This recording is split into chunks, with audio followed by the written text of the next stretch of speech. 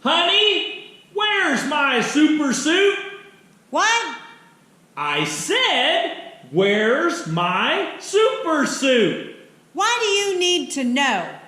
I have work to do, and you know I can't do it without my super suit. You've worked the last 2 straight months without a single day off. You do not need your super suit. Woman, there are people relying on me. I have work to do, and I need my super suit. You touch that super suit, and I'm going to Cancun without you.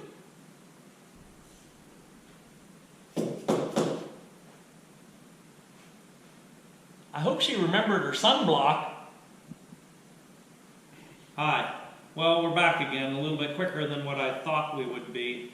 I've been getting a bunch of phone calls for 338 Lapuas for long-range elk hunting, and it just so happens that I have a blaster. Again, remember poo tube? I have a blaster that nobody's ever saw because it was going to be mine, potentially mine, and I guess we're going to do a show and tell on it, and then we'll just see what happens. So this is, and I'll show it here in a second, this is a 338 Lapua, 30-degree improved, set up for a 300-grain burger hybrid, but any of the 300-grain burgers. This is BAT HR 1597. It is solid bottom single shot. And this is, I really like this. This is the old style bat knob. I really, really like those old style. Now, supposedly what they've done is supposedly an improvement, but I gotta tell you, I really like those knobs. This has a Huber 2-stage in it, like I've showed many times. That is a bat steel trigger guard, custom made escutcheon. This is a Macmillan A3 non-adjustable, that's GAP camo. This is Duracoat. Number 199, that's Glock Dark Earth. This has a Bartlein 1 and 10.3, 330 by 338, it's a 5R. Heavy varmint, it's a 6 flute, and this barrel's been cryoed. And actually, this is the one place where I concede that you need a brake. By the time you get to 338 Lapua improved, you need a brake. So anyways, that has a brake on it, same deal. Can't tell where it's put on. Really, really nice job. This gun, I don't know, I haven't weighed it and I'm not gonna weigh it. I'd say this gun weighs 10, I would say, maybe even a little bit more than 10, I'm not sure. Now, again, 338 Lapua, 30-degree improved, right? So it's essentially a wildcat. And so I built this gun, my God, I built this gun almost 19, 20, almost 2 years, two and a half years ago. And I took it out, I blew out the brass, and then I've never got back to it. I just never got back to it just because it's a lot of work and I just haven't got it. But I want to show you something that's pretty, I mean, it's not totally awesome, but it's pretty awesome. So you've got .32 at 100 yards, and that's blowing out brass. And I didn't write on there. I don't know whether that's shots 2, 3, 4 or not. Oh no, it's shots 5, 6, 7 right there. My wife wrote it on the bottom. That's with 300-grain burgers. Now, it's not going real fast, 27:39, but since this is a 338 Lapua improved, I didn't really have load data for it, so I was just guessing at where the starting point was. And when I say just guessing, that's an educated guess based on a lot of experience. So anyways, .32, I shot a group, and then we had a target at 200 yards. That's 200 yards.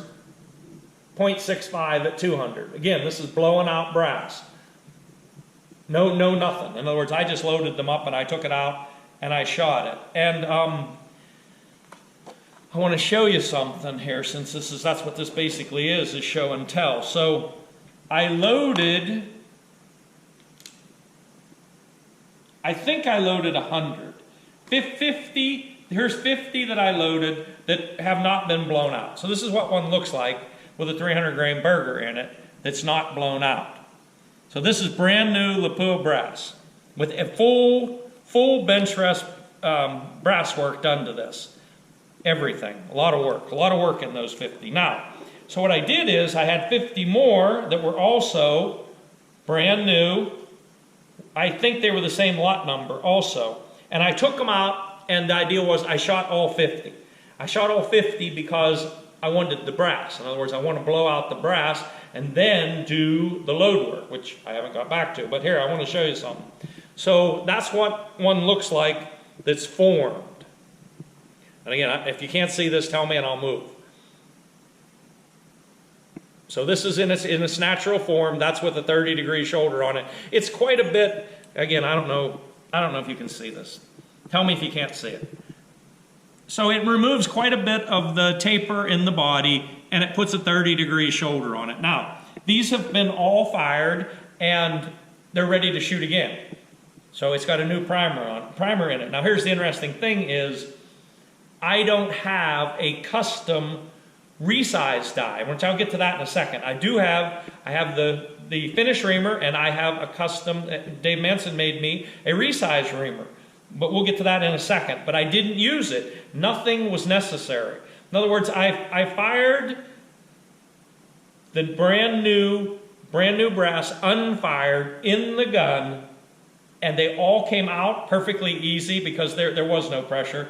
And then to do anything to them, I ran them all back in. After I knocked the primer out, I ran them all back in. They all went in like perfect. So good it was hard to believe. So I didn't need to do anything to them but knock out the old primer. I don't even think I sized the necks. Again, I'd have to look through all my notes, but just put a primer in it, put powder in it, and it's ready to go. So here's what one looks like. This is new. This is fire formed. Okay, now here's where I'm at in the stage of what is going on here. Wait, where did this come from? This came out of there. Okay, so you got those 50 ready to be blown out. These 50 have been blown out. Now again, I don't know where to start because there's no published load data. So you see what that says? That says foul. This has 99 grains of, I want to make sure I tell you right. Well, 99 grains of reloader 33, one shell. So I'll shoot that. Then this has, have it marked on there, 100 grains, one shell. And of course, this is going across the chronograph. That's super important because you got to watch your numbers. And there's 101, one shell. Okay? And here is 102, 102 grains, reloader 33, one shell. And here is 103, 103 grains, one shell. Now I'll put them all across the chronograph, and then, assuming that I don't hit any pressure, what I'll continue to do is, and you might want to look at this, this is how I do it, if I can. So see that little bottle says 103 grains, reloader 33. And I have 1, 2, 3 of those. So I have 3 of those, and the reason I did this, they're probably like, why on earth did he do that? Well, I really, really love my Sartorius scale, and I really love weighing right to the kernel, to one kernel. And so if I do this in the reloading room, when I get out there into the field, see, I've got all this brass ready to go. All I have to do is open that, dump it in the case, seat a bullet, and I'm ready to go. So those are, that's 103, and actually I messed that up right there. 103, 103. Here's 104, 104, 104, what's this? This is probably the other 103. Yes, 3 103s, 3 104s, okay? And again now, this is important. It's going across the chronograph. You've got to watch your numbers.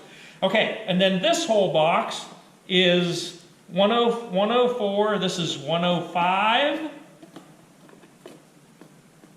Let me look here. 106, 3 105s, 3 106s, 3 107s. I see 108, so there must be 3 108s. That's it. That's as much as I have. Wait a minute. Make sure that's it. Yes.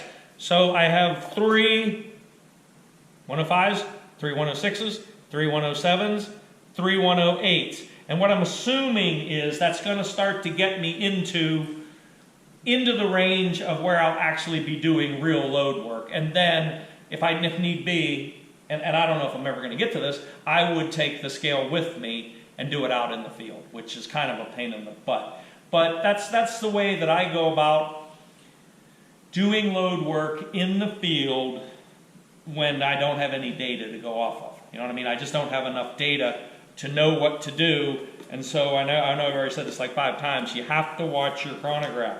Because, you know, you're shooting a 300 grain burger. Let's suddenly say that, you know, you see that 300 grain bullet going 3,200 feet a second. I guarantee you've passed maximum.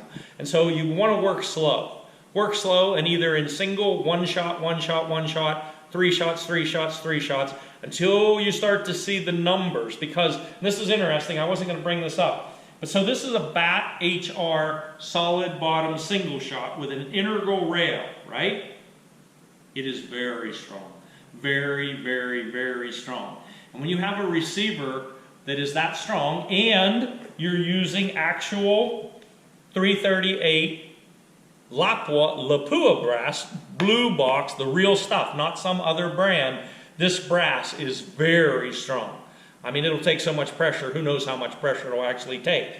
So you can't really watch normal pressure signs. Like you can't, by the time you get to sticky bolt lift on this type of a rifle, you're going to be way over max, way over. By the time that you start seeing anything by the time you start to see pressure signs, just trust me on this, you will have surpassed maximum. What is safe maximum? Because you're going to be starting to destroy brass and stuff. And the very best way to keep track of that is just watch your chronograph. So like I said, when we were blowing them out, so they're going 27:39. And then we'll see 28. Then I expect to see 28:50. I expect to see 29. When I see 29:50, I'm going to be paying real close attention. And to get into 3,000 feet a second, you might be there. You got to realize, if you want to shoot 300 grain bullets faster than 3,000 feet a second, then you're going to go to like 33XC, which I've shown in other videos. Okay, so all this stuff goes with this gun. So you get a custom-made bore guide. We do that with every gun. You get reduced shell holders. This is kind of interesting. I'm not going to go into it too deep, but a number 14 and a number 48. And people are like, why? Well, if you mess with enough 338 Lapua brass, you'll know why. But you get 2 reduced shell holders. These are the dies. Okay, this is Troy Nulon. Remember Nulon Precision? That's where I get my die blanks. And so this is a Mitutoyo micrometer top cedar die. All right?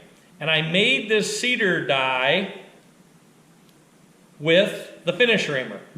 Okay, in other words, I put it in the lathe, chucked everything up, and I made this cedar die. You talk about nice, but not hardened. Okay, it's not hardened, but you don't really need it hardened just to be a bullet cedar die. Okay, now that goes with it. This is not really a resized die. It's a resized die body, but I chambered it, I cut it with the finish reamer. And the reason is this is a bushing style die, right? So you can drop redding bushings down in there, and this is your adjustment for the bushing. So see, a one-time fired piece of brass will go in there. It fits almost exactly perfect, right? But what this is for is to use bushings to resize the neck and or to bump the shoulder. Now, here's the thing about that. I want to be clear on this. This die is also not hardened. So if you're really going to use this to be bumping shoulders and stuff a lot, I would send this out and get it melanited, right? Get it hardened. And you're also, and I'm going to reach over here and get this here in just about a second. I forgot to get them out. Is the reamers, the reamers may go with this gun. Because I don't know if I'm going to be building this again or not. Only because it looks like I'm going to be building a lot of 33XCs. But this would have to be hardened. But see, you can get that same die body and use the resize reamer. That's the one that's smaller. Cut the same type body with the resize reamer. then send it out and get it hardened, and then that would be your full length sizer die. So you would have a bullet seating die, a bushing neck die, which you could bump shoulders with, and then an actual full length sizer die. Now, I'm going to turn around here because I forgot to get them out and dig this out. I don't know whether she'll cut this or not. It depends. So it looks like that I may have misspoke. The reason why that I cut this with the finish reamer is because the finish reamer is all I have. A lot of these reamers now that I've been ordering on for new guns, I've been ordering both, a finish reamer and a resize reamer. And I thought that I had done this before, but I haven't visited this for a while, and I actually forgot about it. And so here is the actual, this is a Dave Manson, I don't know if you can see that. So that is, oh wait, sorry. That is the finish reamer. I did not order a resize reamer, and now I'm remembering why. Because the plan was, after I blew out this brass one time, after I fired this brass again, remember I said it went back in the gun with no sizing. If it goes back in the gun again with no sizing, I would even fire it 3 times. But then the plan was to send 3, 4, 5 of this fired brass with nothing done to it to Alan Warner at Warner Tool up in New Hampshire.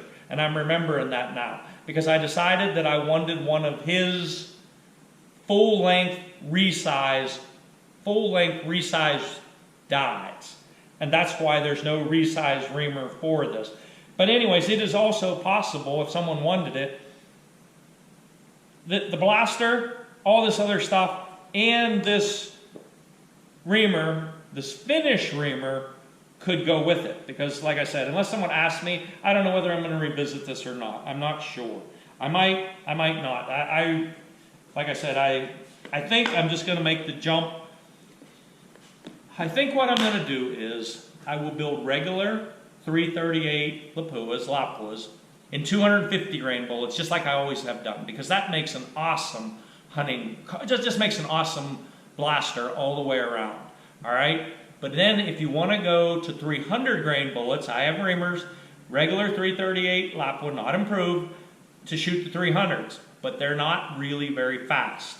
All right, so the idea of building this, as I'm remembering now, was to gain, I think you gain about 10 or 11 or 12% over the standard form by going to 30 degree improved. And oh, by the way, a lot of people will say 338 Lapua Ackley. Well, it's only an Ackley if it's 40 degrees.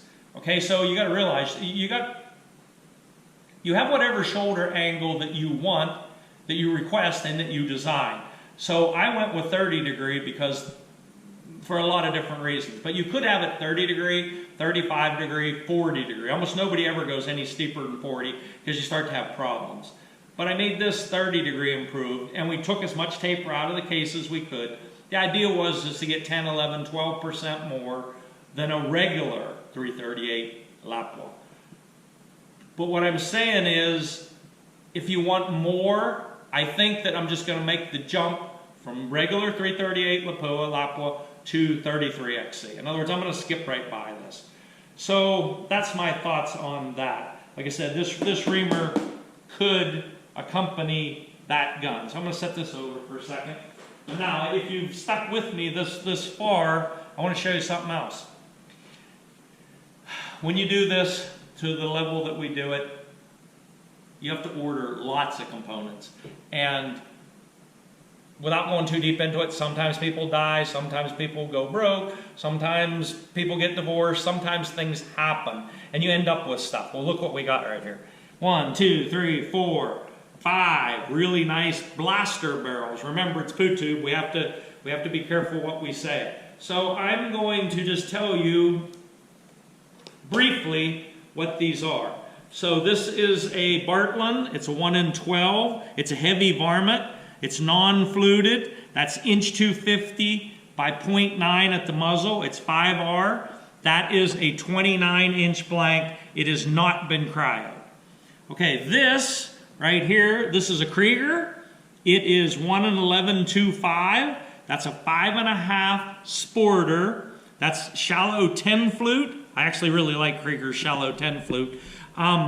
This is inch 250 at the breech, and it is 0.700 at the muzzle. That is a 4 groove. It is also a 29-inch blank, and it has been cryoed. Okay, this next one, that is a 7mm Bartlein. That's a 1 in 9. It is a number 15. That's 10 flute also. Actually, I don't believe that is 10 flute. I'm looking at the wrong thing. That's not. That's 6 flute. Right, that's 6 flute. It is inch 250 by 755 at the muzzle. That's a 5R. That's a 30-inch blank, and it has been cryoed. Which one is this now? I'm down to 1, 2, 3. This is 4. This is a 7mm. This is a Bartlein. This is 1 in 9. It's a number 15. It's a 6 flute, inch 250 by 755. It is also a 5R. This is a 30-inch blank. It has not been cryoed. Okay. This is another 7mm Bartlein. It is a 1 in 9, number 15 also. It's a 6 flute, inch 250, 755, 5R, 30-inch blank. Now you'll notice one thing too here, and I don't know if that's why these are here. Truthfully, I can't remember, because it just becomes one giant blur. I mean, but these are all inch 250. I have pretty much moved to ordering, when we order new barrels, inch 300 at the breech. Here's the deal with ordering inch 300. They're a lot more expensive. I think my wife just told me recently that Krieger's adding $100 to go to inch 300. And also, you'll notice that all these are either 29 or 30 or more. Well, I never order short barrels. And again, there's a reason for that. But they charge you more for larger, non-standardized diameter, and they charge you more for non-standardized length, and then of course they charge you more to flute them, and then of course it costs more to send them out and get cryoed. So remember, poo tubes, so there's things I can't, but there's some really good DEALS's there if you contact me and ask about it. I can't, and don't have, we can't talk about that. A lot of nice barrels right there, really a lot of nice barrels, and they're brand new. They're brand new, and I don't know if the guys who are watching this are aware of what's going on in the industry right now, but we just ordered some more Krieger barrels just like, I don't know, a week or two ago, and we got the confirmation back. Like, you send in an order, and then they send a confirmation back to make sure that everything is what you want, and they are quoting 10 months. 10 months on a barrel. Bartlein, the last time I heard, was 1 year. 1 year behind. So if you're looking for some barrels, that might be a good place to get them. And I think that's it. And we will see you next time.